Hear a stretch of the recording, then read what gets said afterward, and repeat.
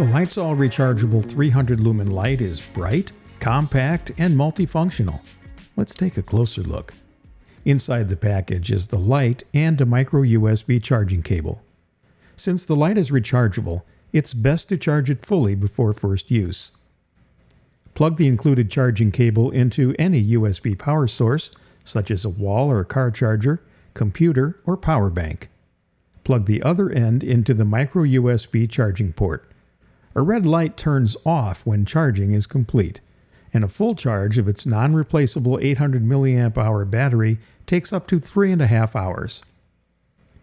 The light features 4 light modes selected by repeatedly pressing the power button.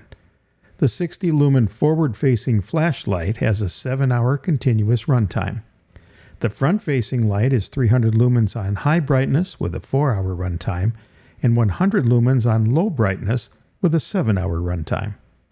A red flashing strobe mode is also included.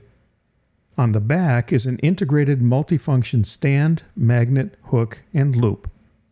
The stand swivels back up to 90 degrees. A powerful magnet is built into the stand. The end of the stand unhinges, creating a 360-degree swiveling hanging hook.